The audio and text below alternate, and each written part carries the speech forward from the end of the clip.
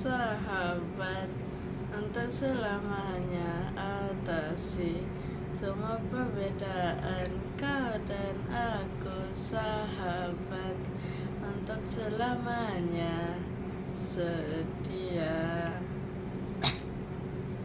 Cukup. Saya bukan nak jadi penyanyi, saya nak jadi dai. Assalamualaikum dan salam sejahtera kepada semua rakan sebaya dan guru-guru yang saya kasihi. Ada yang pernah dengar lagu tadi? Lah, berkaitan sahabat. Sahabat mestilah bermula dari seorang rakan sebaya yang kemudian rapat menjadi sahabat hari ini. Saya nak cerita sikit pasal menghormati rakan sebaya. Iyalah, kadang-kadang kita tak sedar perangai kita boleh menyakiti hati kawan-kawan kita tau. Alhamdulillah wassalatu wassalam ala Rasulullah. Kenapa kita mesti menghormati rakan sebaya?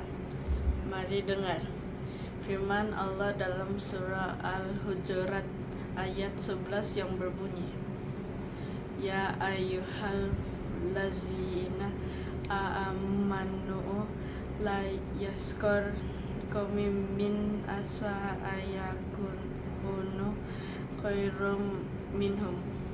Maksudnya, wahai orang-orang yang beriman, janganlah satu kaum menghina dan merendahkan kaum yang lain.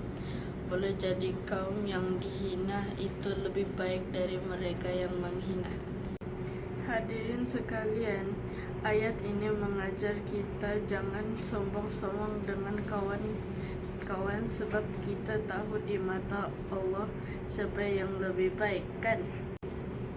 Tapi kadang-kadang di dalam kelas kecoh sikit, budak-budak suka galakan orang lain. Aduh, memang sakit hati tau. Nampaknya ramai yang lupa hadis Rasulullah SAW dalam riwayat Al-Bukhari dan Muslim yang bermaksud, barang siapa yang tidak kasihin pada orang lain, maka dia tidak dikasihani. Rasa tak sedap hati kan bila kena ejek. Jadi, kenapa kita nak buat orang lain rasa macam itu? Kalau kita hormat orang, insya-Allah orang akan hormat kita balik. Lagipun, jadi baik dengan orang lain ni pun satu ibadah juga tau. Sidang hadirin yang budiman, ada banyak cara yang untuk kita menghormati dan berbual baik dengan rakan sebaya. Antaranya adalah dengan tidak mengejek dan mengetah mereka, membantu mereka ketika dalam kesusahan dan membimbing jika mereka tersilap. Ada sebuah kisah yang sangat menarik. Nak dengar tak?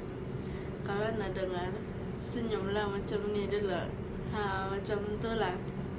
Ada sebuah hadis menceritakan tentang seorang sahabat mencari sahabatnya yang lain di dalam syurga, namun tidak menjumpainya.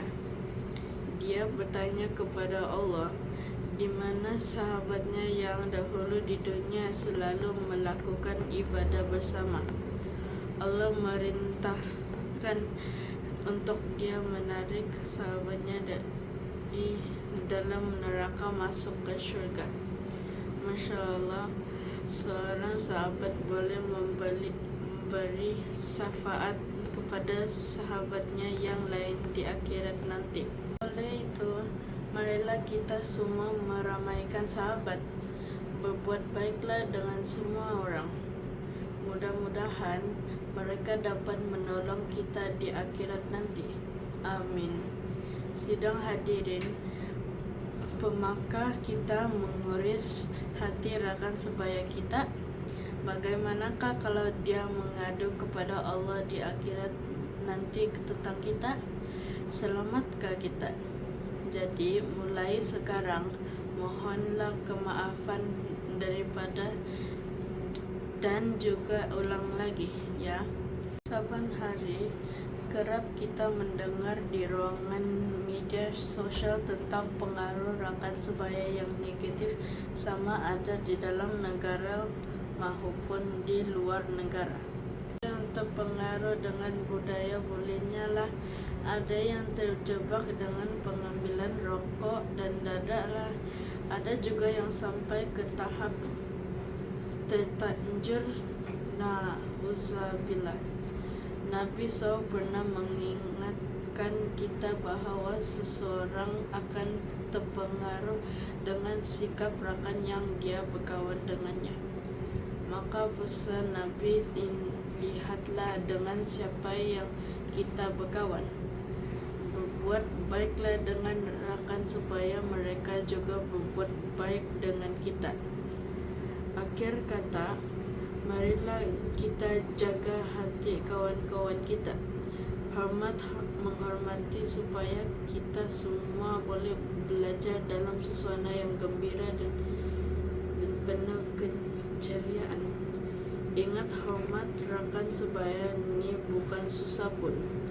Apa yang penting, jangan buat benda yang kita sendiri tidak suka orang buat pada kita.